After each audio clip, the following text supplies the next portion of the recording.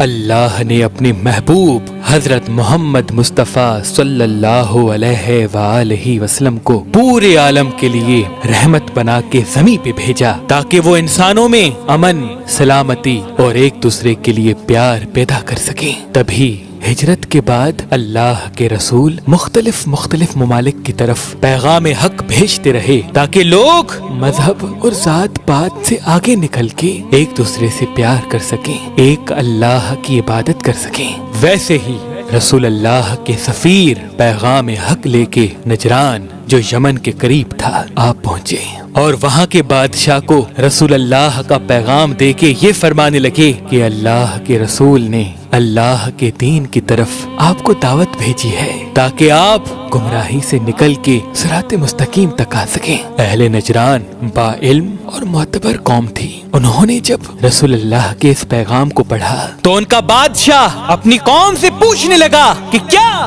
اس زمین پہ کوئی آخری نبی بھی آنا ہے؟ ان میں سے کچھ علماء دین نے کھڑے ہو کے کہا، ہاں ہم نے اپنی کتابوں میں پڑھا ہے کہ ایک آخری نبی حجاز سے اس طرح سے ابھرے گا جس کا نور پورے جہاں کو روشن کرے گا، لیکن اس کی کچھ نشانیاں ہیں۔ تو نجران کے بادشاہ نے کہا، جاؤ یہاں کے جو زیادہ عبادت گزار اور علم پہ عبور رکھتے ہیں ان لوگوں کو لے کے جاؤ اور دیکھو کیا وہ نشانیاں محمد بن عبداللہ میں ہیں یا نہیں۔ نجران سے ان علماء دین کا قافلہ مدینے کی طرف آ پہنچا۔ ان کی کتابوں میں جو نشانیاں تھیں ان میں سے پہلی نشانی یہ تھی کہ اللہ کا رسول نبیوں کا سردار ہوگا لیکن خود سادہ سے سادہ لباس پہنے گا۔ دوسرا شرط وہ مہمان نواز ہوگا، دشمن بھی اگر اس کے پاس جائے گا تو وہ اس کو بھی کھانا کھلائے گا۔ تیسرا شرط وہ بادشاہوں کی طرح نہ تخت پہ بیٹھے گا اور نہ ہی کوئی اس کا محل ہوگا،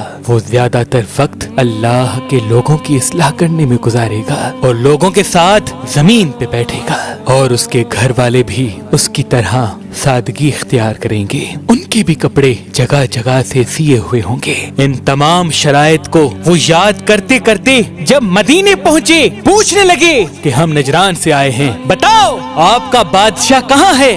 لوگ حیرت سے پوچھنے لگے، محمد بادشاہ نہیں بلکہ اللہ کا رسول ہے۔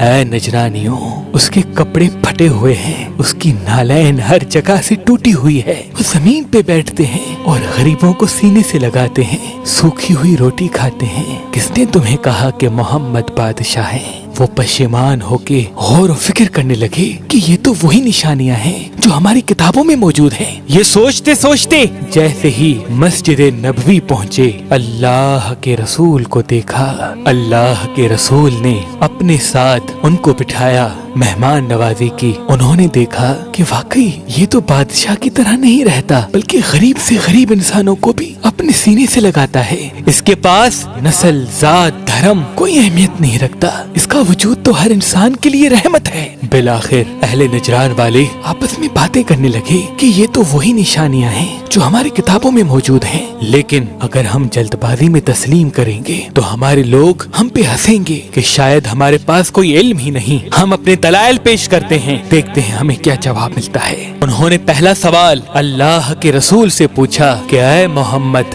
ہم تمہیں اللہ کا رسول تسلیم نہیں کرتے۔ اللہ کے رسول نے ان کو سینے سے لگایا، اپنے ساتھ بٹھا کے یہ فرمانے لگے، اے اللہ کے بندو، ہدایت اللہ کی طرف سے انمول تحفہ ہے جو جب چاہے جسے چاہے عطا کرتا ہے۔ وہ نظریں جھکانے لگے اور حیرت سے ایک دوسرے کو دیکھنے لگے کہ یہ اخلاق تو آخری نبی کا ہے۔ پھر انہوں نے سوال پوچھا، آپ بتائیں آپ عیسیٰ مسیح کے لیے کیا سوچ رکھتے ہیں؟ اللہ کے رسول نے فرمایا، عیسیٰ روح اللہ ہے، اللہ کا وہ نبی ہے جو اللہ کی نشانی ہے۔ حضرت عیسیٰ پیغام حق لے کے زمین پہ آیا اور وہی پیغام میں آگے بڑھانے آیا ہوں۔ انہوں نے کہا، عیسیٰ اللہ کے نبی نہیں، وہ اللہ کے بیٹے ہیں، وہ بغیر باپ کے پیدا ہوئے۔ اللہ کے رسول نے فرمایا، اگر بغیر باپ کے پیدا ہونا اللہ کے بیٹے ہونے کی دلیل ہے تو پھر اس سے زیادہ حق تو آدم کا ہے جو بغیر باپ اور بغیر ماں کے پیدا ہوا، تو اس حساب سے تو اللہ کے پہلے بیٹے آدم ہوئے۔ اے شخص، اللہ قدرت رکھتا ہے वो जब चाहे जो चाहे वो कहता है हो तो वो हो जाता है। न वो किसी का बाप है और ना ही वो किसी का बेटा, वो तो ला शरीक है। इस बात पे बहस चलती रही, यहाँ तक के 3 दिन गुजर गए। नजरान वाले इस बात पे खड़े थे कि पहले तुम ईसा को अल्लाह का बेटा मानो, फिर हम तुम्हें अल्लाह का नबी मानेंगे। बिलाखिर अल्लाह ने सूरह आले इमरान की इस आयत का नुज़ूल कर दिया कि ऐ रसूल, अगर हक वाज़ेह करने के बाद भी ये तस्लीम ना करें तो कह दो ये अपने मर्द लाएं, हम अपने मर्द लाएंगे। ये अपनी औरतें लाएं, हम अपनी औरतें लाएंगे।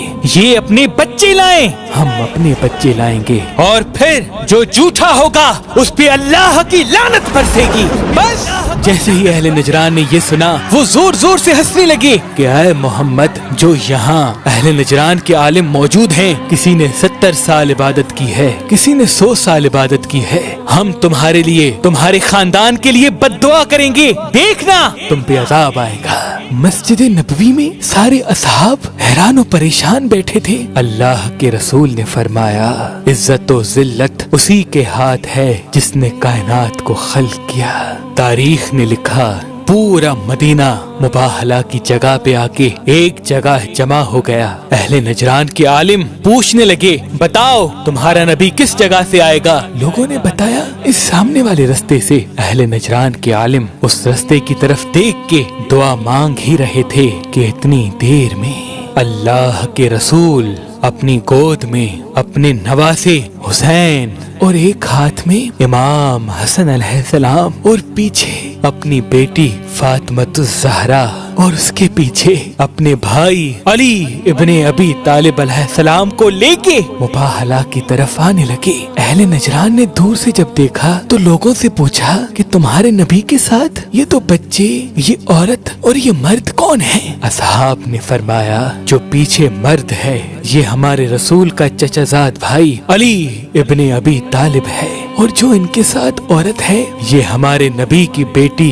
और इस अली की जोजा फातिमतुज़ ज़हरा है। और जो बच्चे अल्लाह के रसूल के साथ हैं ये दोनों रसूल अल्लाह के नवासे जन्नत के सरदार हसन और हुसैन हैं। अहले नजरान ने जब पंजतन पाक के नूर को देखा तो वो आपस में कहने लगे कि क्या जो मैं देख रहा हूँ तुम भी वही देख रहे हो? सब एक ज़बान होके कहने लगे कि रसूल अल्लाह का खानदान तो इन्हीं की तरह सादगी इख्तियार करता है। इनके फटे हुए कपड़े होने के बावजूद भी अल्लाह ने इनकी शख्सियत में कितना रोब रखा है। वो आपस में कहने लगे, ऐ लोगो, इनके चेहरे का नूर ये बता रहा है कि आज अगर ये कहें कि ये पहाड़ भी अपनी जगह से हट जाए तो वो भी हट जाएगा। ऐसा ना हो कि अल्लाह का अजाब हम पे बरसे। वो चीख खड़े हुए और दौड़ के अल्लाह के रसूल के पास आ पहुँचे और फरमाने लगे, ऐ मोहम्मद, हम तस्लीम करते हैं तुम अल्लाह के रसूल हो, तुम्हारा खानदान सच्चा है, तुम सच्चे हो, तुम बद्दुआ न करना